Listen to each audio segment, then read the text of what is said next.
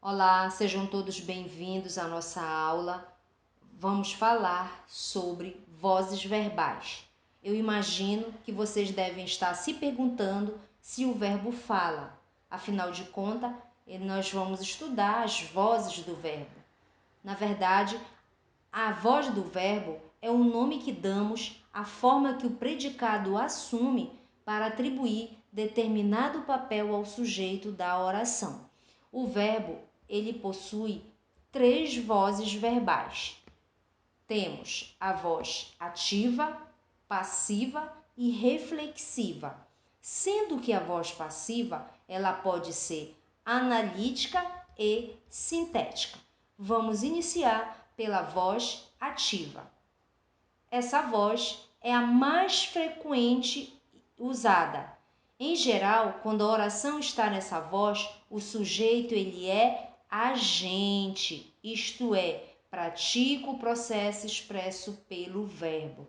Ou seja, na voz ativa, o sujeito ele é agente e por ele ser agente, ele vai praticar a ação verbal. Exemplo, Bia tomou o café da manhã logo cedo. Nós temos Bia, que é o nosso sujeito, e a Bia, ela está praticando a ação de tomar o café. Então, ela é o nosso sujeito agente. Tomar é um verbo transitivo direto, porque é um verbo que requer um complemento, porém sem o auxílio de preposição. E o complemento deste verbo é o café da manhã, que é o nosso objeto direto. Outro exemplo, eu plantei um caroço de manga. Eu sou o sujeito da oração. Como eu pratiquei a ação de plantar, eu sou o sujeito agente. Um caroço de manga é o meu objeto direto, porque o verbo plantar, ele é um verbo transitivo direto. A voz ativa, ela é empregada quando se quer dar maior importância à pessoa ou coisa afetada pelo processo do que aquela que o desencadeou. A pessoa ou coisa afetada pelo processo é chamada de sujeito paciente. Então, na voz passiva, o sujeito ele vai receber a ação verbal, tá certo? Ele vai sofrer a ação praticada. Aí nós vamos verificar o exemplo, ó. Um caroço de manga foi plantado por mim. Nós temos um caroço de manga, é o meu sujeito. Só que agora ele é o meu sujeito paciente, porque ele está sofrendo a ação de ser plantado, tá? Então, voz passiva, sujeito sofre a ação. E aí, nós temos a voz passiva, que pode ser analítica, e essa voz passiva analítica, ela é formada, ou seja, ela é estruturada em torno de uma locução verbal. Sendo que essa locução verbal, ela é constituída pelo verbo auxiliar, que pode ser o verbo ser, o verbo ir, qualquer verbo que funcione como verbo auxiliar, mais o particípio do verbo principal. Então, o nosso verbo principal ele deve estar na forma nominal de particípio, mais o agente da passiva. Quem é esse agente da passiva? Ele é o termo da oração que representa aquele ou aquilo que desencadeia o processo verbal quando o verbo se encontra na voz passiva. E, em geral, é introduzido pela preposição por ou por suas contrações, pelo e pela ou pelos e pelas. Então, o agente da passiva, como o sujeito na voz passiva, ele é paciente, ele recebe ação, quem pratica a ação na voz passiva é o agente da passiva. Vamos analisar o nosso exemplo. Eu tenho aqui, ó, cachorro perdido é procurado na vizinhança. Então, eu tenho o sujeito cachorro perdido, só que esse meu sujeito, ele é um sujeito paciente, porque ele está sofrendo a ação. Observem que eu tenho uma locução verbal. Aí eu tenho o verbo auxiliar mais o verbo principal no particípio, o verbo o verbo no particípio ele pode se terminar em ado ou ido. E a gente observa que não tem um agente da passiva. Mesmo assim, né, ou seja, aquele que praticou a ação. Mesmo assim, eu tenho a voz passiva analítica. Acompanhe agora o próximo exemplo. O cachorro perdido foi procurado na vizinhança por sua dona.